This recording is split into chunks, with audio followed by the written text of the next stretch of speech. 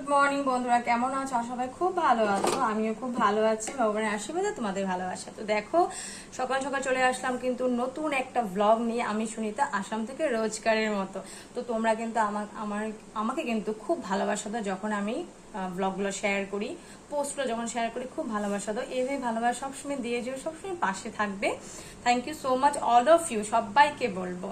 আর দেখো, সকাল এখন বাজে প্রায় 10:30। তো বসিয়ে দিয়েছি কিন্তু এখানে ভাত আছে, কিন্তু কুকারে ভাত করিনি, আজকে সসপ্যানে ভাত বসিয়েছি। ভাবলাম আজকে একটু অন্য ধরনের কিন্তু আজকে একটু খাওয়া দাওয়াটা করি। তো দেখো, এখানে ভাত হয়ে যাচ্ছে। আমি কিন্তু ভেজে নিয়েছি কিন্তু বেগুন, রান্না প্রায় আমি জোগাড় করেছি। তো এখন শুধু রান্নাগুলো করব।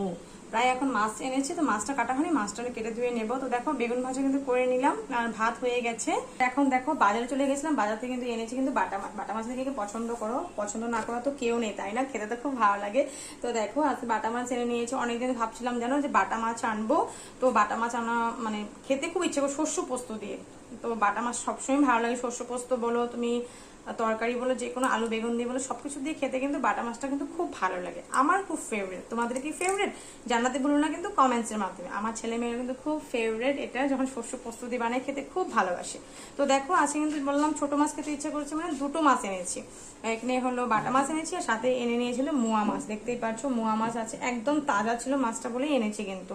কারণ ছেলে মেয়ে তাজা মাছ না হলে খেতে চায় না, আর আমারও ভালো লাগে না। তো এই মানে মরা মাছ থাকলে আমার খেতে ভালো লাগে না, যত ভালো করে না বানাও কেন, খেতে একদমই আমি ভালোবাসি না। তো দেখো, এখানে মোয়া মাছ এনে নিয়েছি। তো আজকে শুধু বাটা মাছটাই করবো রান্না আমি। আর মোয়া মাছটা শুধু ধুয়ে টুয়ে কিন্তু রেখে দেবো, যেহেতু বেশি মাছটা আসলে না খেতে কিন্তু ভালো লাগে না, তাই তো। তো দেখো, একদম তাজা আছে মাছগুলো। মোয়া মাছটা খেতে কিন্তু খুব ভালো লাগে, বেশি করে পেঁয়াজ টমেটো দিয়ে বানালে কিন্তু খেতে দারুণ লাগে জানো। তো দেখো, এখানে কিন্তু মোয়া মাছ এনে নিয়েছি, আর কয়েকটা কিন্তু অন্য মাছও আছে, চিংড়ি মাছও আছে, পুঁটি মাছও আছে, কয়েকটা অন্য মিশালি মানে অনেক মাছ ছিল।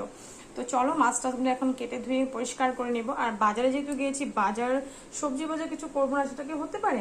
তো সবজি বাজার কিন্তু অনেকে আছে, প্রায় আছে বাজারে। তো বাজারে যখনই যাই তখনই মনে হয় সবই নিয়ে আসি, কারণ এত ভালো লাগে বাজারে গেলে, সব দিকে সবুজই সবুজ সবজি। তো ফ্রিজে অনেক সবজি আছে, তাও কিন্তু আমি এক দুটো সবজি নিয়ে এসেছি। তো এটাও কিন্তু কাঁঠাল এনেছি, দেখতেই পাচ্ছ। ছেলে মেয়ের কিন্তু খুব ফেভারিট একটা, মানে বলতে পারো সবজির মধ্যে কাঁঠাল খুব খেতে ভালোবাসে। তো ছেলের খুব আবদার হচ্ছিল যে ও কাঁঠালে কোফতা খাবে। তো কাঁঠালে কোফতা করতে গেলে তো খুব ঝামেলা হয়, তো সময় হয়ে উঠছিল না। তো ভাবলাম আজকে একটু করে কিন্তু ওকে কাঁঠালে কোফতা একটু করে দেবো। কাঁঠালে কোফতাটা কিভাবে করবো, সম্পূর্ণ রেসিপিটা কিন্তু তোমাদের সাথে আমি নিশ্চয়ই শেয়ার করবো। আর তার জন্য কিন্তু এনেছি দেখো বেসন এনেছি, মানে কাঁঠালে কোফতার জন্য কিন্তু বেসনটা মাস্ট লাগবেই। তো দেখো, এখানে কিন্তু আছে করে নেবো কাঁঠালে কোফতা। সাথে এনেছি কয়েকটা টমেটো, কাঁচা টমেটো আছে, তাও কিন্তু কয়েকটা আমি পাকা টমেটো এখানে নিয়ে এসেছি। আর সাথে এনেছি আমার ছেলে মেয়ের আজকে ফেভারিট একটা শাক, সেটা হলো ঢেকিয়া শাক। প্রায়ই কিন্তু তোমাদের সাথে আমি রেসিপিটা শেয়ার করি। তোমরা ভাববে যে এত শাক খাওয়া হয়, সত্যি কথা বলতে আমাদের বাড়িতে কিন্তু শাক কিন্তু সবার ফেভারিট, সবাই খুব ভালোবাসে সব ধরনের শাক। কিন্তু আমার ছেলে মেয়ের সবচেয়ে ফেভারিট শাক হলো এই ঢেকি শাকটা, খেতে বন্ধুরা খুব ভালো লাগে। এই শাকটা বলতে গেলে কিন্তু আলু আর বুট দিয়ে খেলে বেশি ভালো লাগে, কিন্তু যেহেতু বুট ভিজানো নেই আমার রান্নাঘরে, আছে ভিজাতে ভুলে গেছি। তো আমি আলু দিয়ে আর পেঁয়াজ দিয়ে করবো, আলু পেঁয়াজ দিয়ে খেতেও খুবই ভালো লাগে। তো চলো, আজকে রান্না বাড়া তো এগুলোই হবে। যেহেতু ভাত হয়ে গেছে আমার, বেগুন ভাজা হয়ে গেছে, একটু ডাল করব, মাছের শস্য পোস্ত দিয়ে একটু করে বাটা মাছটা করবো, আর করবো আছে কাঁঠালের কোফতা, নিশ্চয়ই শেয়ার করবো তোমাদের সাথে। তো চলো, আজকে ব্লগটা এই পর্যন্ত থাকুক। সবসময় ভালোবাসা দিয়ে দিও বন্ধুরা। আজকে ব্লগটা তোমাদের কেমন লাগলো সেটা জানাতে ভুলো না কিন্তু কমেন্ট বক্সে। তো চলো, আজকের জন্য চলি, কালকে আবার চলে আসবো নতুন একটা ব্লগ নিয়ে।